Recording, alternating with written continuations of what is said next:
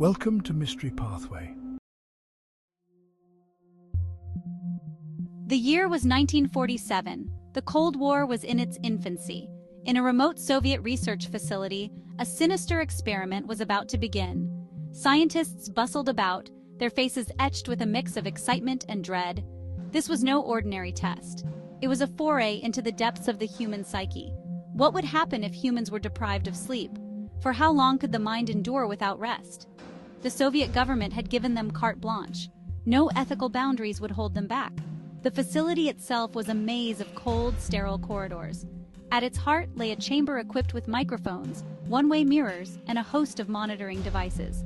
Little did they know the nightmares they were about to unleash. Tomorrow, 5 unwitting subjects would arrive. They thought they were participating in a simple medical study. How wrong they were. Dawn broke, and with it came the arrival of the test subjects.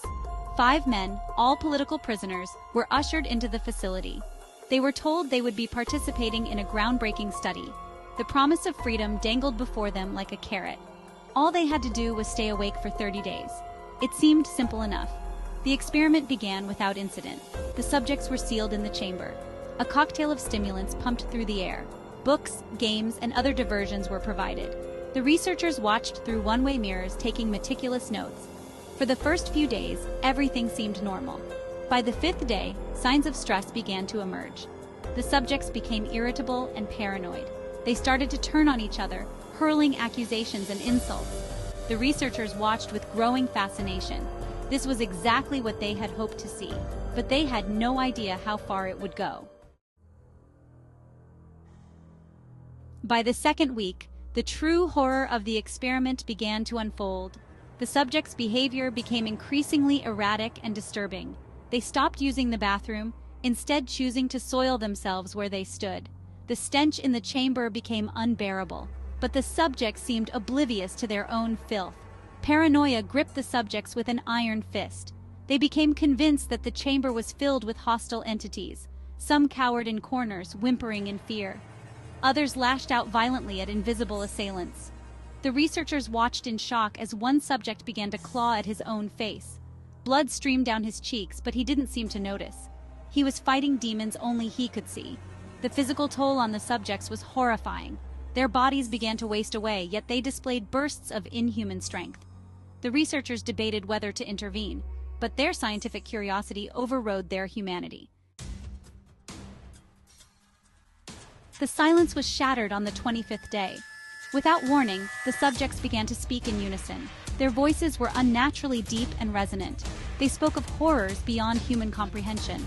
The researchers listened, transfixed and terrified. This was no longer a simple sleep deprivation experiment. It had become something far more sinister.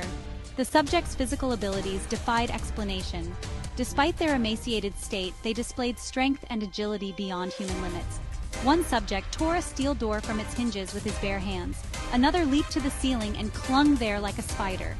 The researchers could only watch in horror as their test subjects transformed into something other. As the experiment neared its end, the subjects made a chilling declaration. They no longer wanted to be freed. They begged the researchers to keep the stimulants flowing. They claimed that sleep was a prison, and they had finally broken free. The researchers were stunned.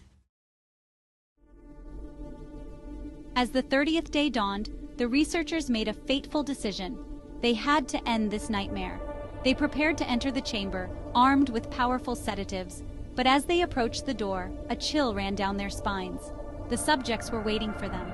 Somehow, they knew what was coming. The moment the door opened, all hell broke loose. The subjects attacked with inhuman ferocity. They moved faster than the eye could follow, tearing through the research team like paper dolls. Blood splattered the walls as screams echoed through the facility. It was a massacre.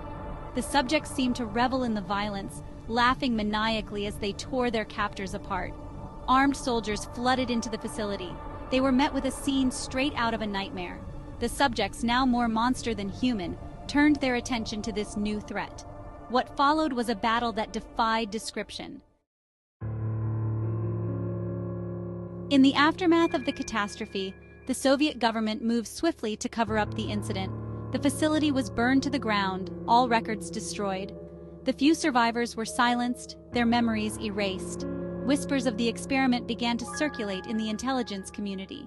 Years passed, and the horrors faded into urban legend. But strange reports began to surface. Tales of impossible creatures in the shadows, of people who could go weeks without sleep.